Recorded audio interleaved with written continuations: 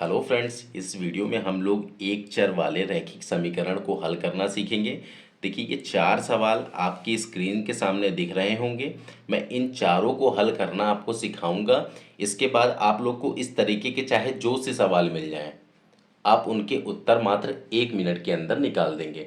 तो प्लीज़ प्यारे बच्चों, इस वीडियो को बहुत ही ध्यान से देखना। वीडियो मात्र 5 से 6 मिनट की होगी और आप लोग रैखिक समीकरण यानी कि x के मान निकालना सीख जाएंगे। ठीक है, तो वीडियो स्टार्ट होने से पहले मैं आप लोगों को बता दूं चर और अचर क्या होता है। तो सबसे पहले आप लोग देखिए कि चर क्या होता है। तो चर होता है जैसे कि x आपको लिखा दिख जाए, कहीं y लिखा दिख जाए, या कहीं z लिखा दिख जाए, या a दिखा दिख जाए, या b या c, कुछ भी, मतलब कि ऐसे टर्म जो संख्या के फॉर्म में ना हो वो चीज़ आपको देखने को मिल जाए, वो हमारी चर संख्याएं कहलाती हैं।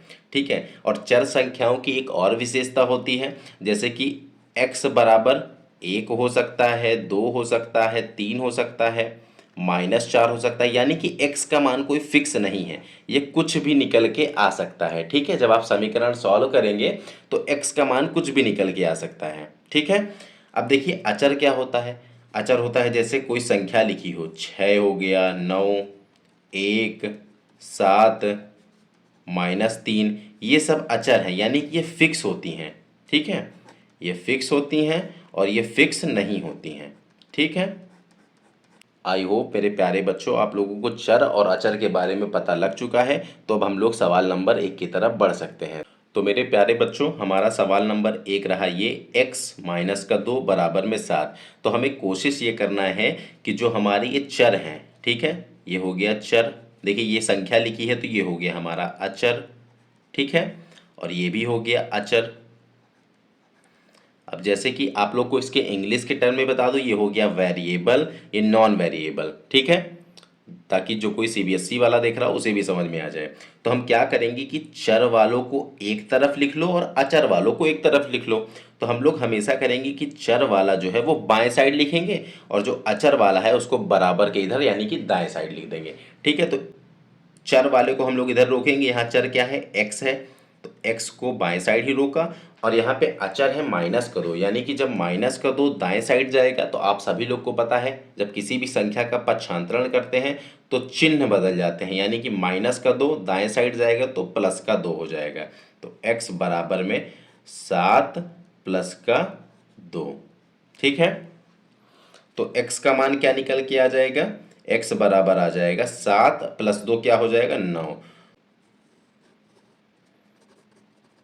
आई होप गाइज आप लोग को पहला सवाल बहुत ही अच्छे से समझ में आया होगा। तो हम लोग दूसरे सवाल की तरफ बढ़ते हैं। तो फ्रेंड्स, हमारा दूसरा सवाल है 2x बटे में 3 बराबर में 18 दे रखा है।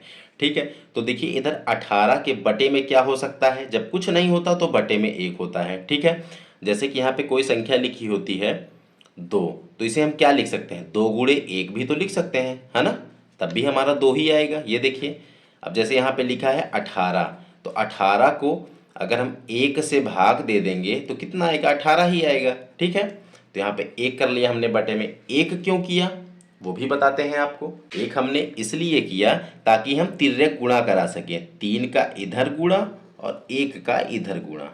ठीक है, तो चलिए कराते हैं।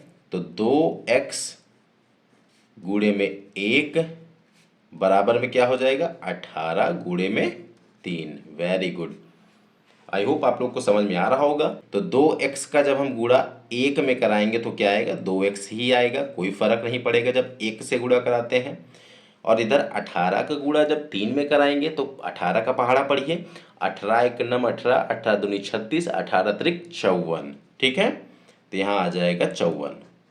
ठीक है, अब आप लोग को एक चीज़ ध्यान रखना है हमेशा। ये देखिए, जैसे कि इधर लिख रखा है 2x बराबर में 54। ठीक है, तो 2x यानी कि बीच में तो गुणे का निशान है ना, जब बीच में गुणे का निशान हो और इधर से हमें जो संख्या है हमारी 2, इसे दाएं साइड ले जाना हो तो हमारी संख्या उधर भाग में पहुंच जाएगी, यानी कि 54 बटे में 2।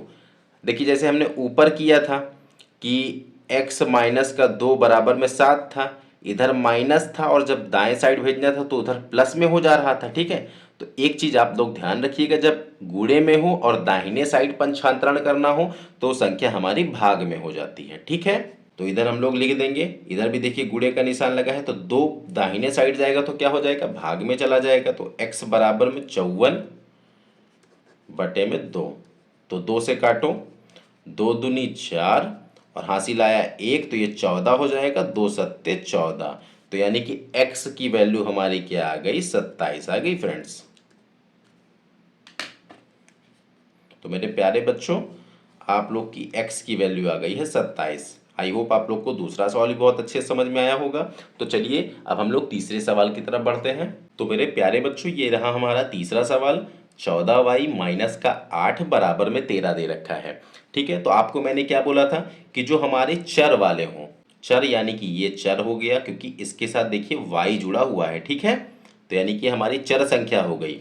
देखिए ये संख्या लिखी है सिर्फ 8 और ये 13 है, तो ये भी अचर हो गया और ये भी अचर हो गया। ठीक है, तो हमने आपको क्या कहा था, चर वालों को बाएं साइड रखेंगे और अचर वालों को दाएं साइड भेज देंगे। ये कोई फिक्स नहीं है कि चर को बाएं ही रखना है, लेकिन एक पैटर्न होता है ना प्यारे बच्चों, कि चर वालों को हम लोग बाएं साइड और अचर वालों को दाएं साइड रख के सॉल्व करते हैं। तो देखिए चर तो सेम वही लिखा रहेगा 14y। तो मेरे प्यारे बच्चों, अब माइनस का 8 का जब हम पक्षांतरण करेंगे दाहिने साइड तो क्या हो जाएगा, प्लस का 8 हो जाएगा। तो बराबर में 13 प्लस का 8। ठीक है, तो 14y बराबर में 13 और प्लस का 8 कितना होता है, 21 होता है। ठीक है, तो अब देखिए मैंने आपको क्या बताया था, देखिए 14 गुणे में y लिख रखा है, तो जब 14 का पक्षांतरण करेंगे तो बटे में चला जाएगा ना, क्योंकि यहाँ पे गुणे का निशान था दोस्तों। तो 21 बटे में 14, तो जब इसको काटेंगे 7 से काट लो, 7 त्रिक 21 और 7 दूनाई 14। तो हमारा y का मान क्या आ गया, y बराबर में 3 बटे में 2। तो प्यारे बच्चों, ये हमारा y की वैल्यू आ गई 3 बटे में 2, ये हमारा आंसर हो गया। तो प्यारे बच्चों, हम लोग अब चौथे सवाल की तरफ बढ़ेंगे। तो ये रहा हमारा चौथा सवाल, 3/7 प्लस का x बराबर में 17/7। तो आपसे मैंने क्या कहा था, जो हमारे चर हैं, देखिए आप पहचान गए होंगे, ये चर संख्या लिखी हुई है। ठीक है, और ये अचर है, यहाँ पे अल्फ़ाबेटिकल कुछ नहीं जुड़ा हुआ है, तो ये हमारा अचर है। देखिए ये भी अचर हो गया हमारा। ठीक है, तो आप लोग को अब समझ में आ गया होगा अगला स्टेप हमारा क्या होने वाला है। इस जो चर वाले को है इसको हम बाएं साइड ही रखेंगे, तो देखिए इधर रख लिया, बराबर में जब ये 3/7 दाहिने साइड जाएगा तो क्या हो जाएगा, माइनस का 3/7। वेरी गुड, तो 17/7 माइनस का 3/7। ठीक है, तो x बराबर क्या बचेगा, देखिए आपको एलसीएम लेना तो आता ही होगा। देखिए नीचे क्या है, 7 है, इधर भी 7 है, तो लासा क्या आ जाएगा, 7 आ जाएगा।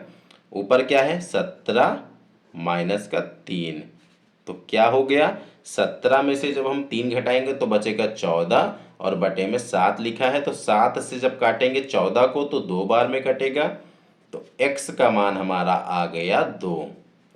आई होप प्यारे बच्चों आप लोग को समझ में आया होगा ये सवाल। यही था हमारा अंतिम सवाल।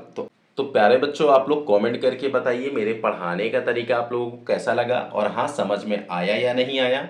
बेधड़क हो कि आप लोग कमेंट करिए, अगर समझ में नहीं भी आया तब भी आप लोग कमियां बताइए, मैं उन कमियों को सुधारने का प्रयास करूंगा। और हाँ, थैंक यू सो मच मेरे प्यारे बच्चों, आप लोगों ने चैनल को बहुत ज़्यादा सपोर्ट दिया है, उसके लिए थैंक यू सो मच, तहे दिल से शुक्रिया है आपको। मैं वादा करता हूँ आप लोग के लिए ऐसी सरल ट्रिक की वीडियोज़ लेके आता रहूँगा। क्या प्यारे बच्चों, मिलते हैं अगली नेक्स्ट वीडियो में, तब तक के लिए जय हिंद, वंदे मातरम।